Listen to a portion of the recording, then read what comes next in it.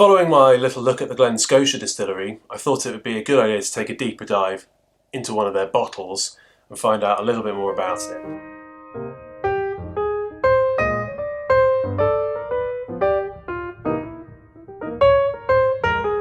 So, welcome back to the loft. You're more than welcome. Come on in. Pull up a pew. So today we're going to be looking at Glen Scotia Victoriana.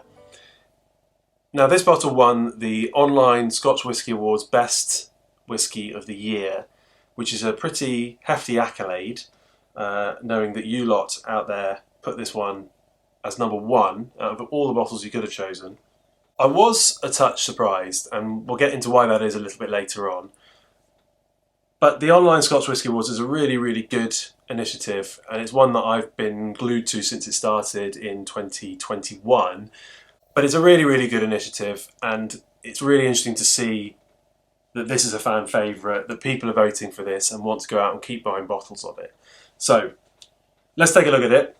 It is natural colour, non-chill filtered, 54.2%, so it is a good expression, good presentation of whiskey. You can see that it's got a lovely colour to it as well, all natural. There's a little bit of cork floating in there.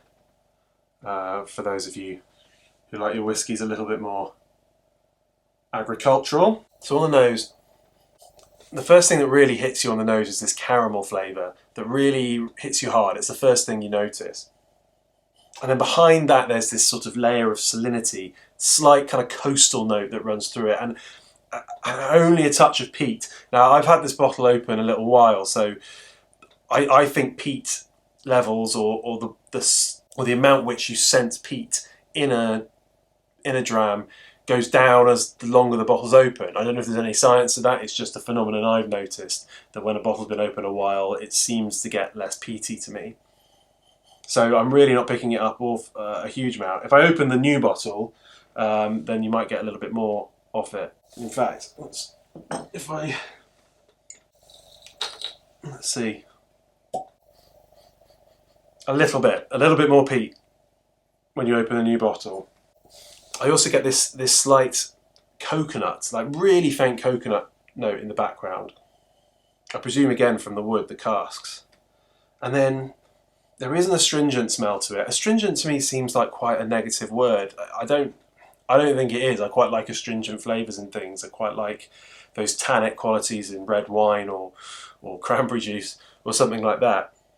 There is this kind of astringent note in the background which makes you feel like it's kind of dry and quite hefty. And then maybe this stewed fruit note as well. Apples, stewed apples, maybe apple brandy even. Something like that, kind of quite unsweetened fruit. Very, very enticing on the nose.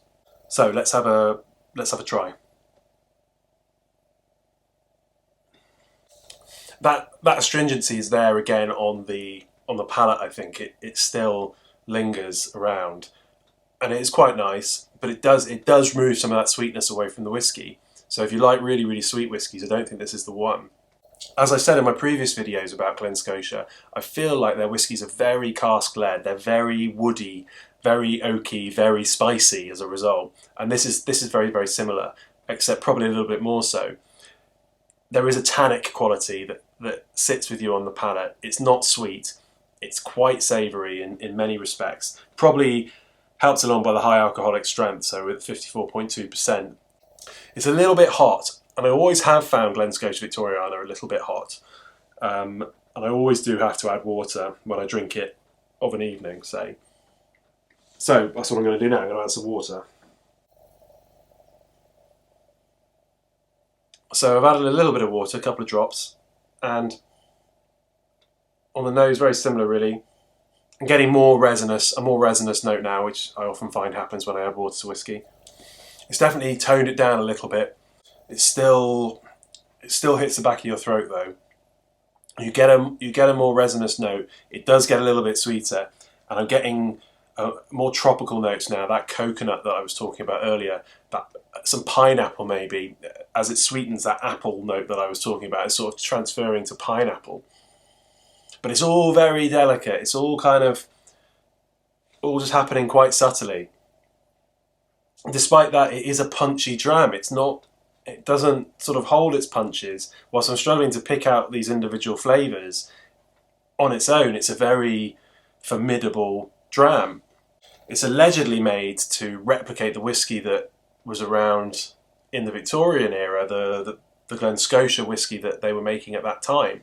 And you can taste and smell that heritage of Campbelltown, the steam in the air, the smoke in the air, the sea and the boats pulling up into the loch.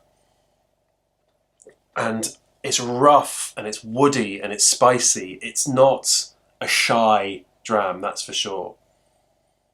It is very nice though, and it is something that you can really enjoy, and something you can really talk about as well, I think. If you're into whiskey and you want to talk about whiskey, I think this is a good talker. I think there's a lot to talk about within it. Very, very good. Now, why am I surprised that it won Best Whisky of the Year? Well, whilst I like it, and I think it is really, really rather good, it's non-age statement, which I know is something that people are now embracing a little bit more. And when the whiskey's this good, why should it need an age statement to go alongside it? There is some degree of transparency in an age statement, and I do still look out for them, and I do use an age statement as a way of trusting a distillery or trusting what's in the bottle. This one doesn't have that. Does it make it any less a whisky? Not necessarily. But it surprised me that despite not having an age statement, people still voted for it to be their whisky of the year. I also think it's quite rough. It isn't smooth necessarily. It's quite a rough whisky. And whilst I don't necessarily mind that, I think it's characterful, I think it brings an awful lot to the table, it isn't necessarily the easiest of going, and it might divide opinion. And so on that basis, I'm also quite surprised that it won Whisky of the Year, because there must be people out there for whom it doesn't work at all. So, what about my score? Well, I've decided to change my scoring system from the obscenely complicated one that was in place before to a slightly less obscenely complicated one. All scoring systems are nonsense to an extent anyway, so take this with a pinch of salt. It is intended to be taken with. I will now mark all my whiskies out of 20. 5 marks will be awarded to the quality of the whisky. That covers things like non-chill filtration, natural colour, strength, those sorts of things. And the general quality of the presentation. 5 marks will be awarded to value, and how good a value it is, what it's offering for the money that you pay, because I think that's a really important part of scoring a whisky. It has to be good value for money, in my opinion, especially nowadays, more than ever in the whisky world. And then finally, 10 points will be awarded to what's in the bottle. Now, you could say this is a convoluted, complicated system, and you may very well be right, but it's a system I have devised. So for this one, I'm going to give it a quality mark of 5 out of 5. It is non-chill filtered, it is natural colour, it is high ABV, cask strength, and it's clear to me that the whisky in the bottle is of a good calibre. In terms of value, it is quite expensive. I think I bought my first bottle for under £70, maybe around the £65 mark, so that would have been this bottle here. And it's now up to £75, so it has gone up quite a little bit in that time. So on the value front, whilst the whisky inside is very, very good, it does have to be a 3 out of 5. And then finally, the whisky itself. Now, I wouldn't have voted it my favourite whisky of the year. I can't remember what I voted for in the online Scotch Whisky Awards now for the whisky of the year with the choices that we had. I do like this a lot. I do think it's very, very good. I do think it's very interesting. I do think it's a really good talking whisky. So on that basis, I will give it a 7 out of 10. In total, that gives us a score of 15, and I hope that reflects how good a whisky this is and how much I like it. So that concludes this review of Glen Scotia Victoriana. If you like what I said, then please do leave me a thumbs up down below. And if you really like what I said, then please do subscribe so that you can see my other upcoming videos. I really, really appreciate all of you who have taken the time out to watch my videos so far. Please do leave a comment. I really love reading through them. I'm going to sit here, continue to finish this dram of Victoriana and carry on with the renovations of the loft. Hopefully next time you join me here, it'll be a little bit more together, and I really, really look forward to welcoming you back in the future. Slange!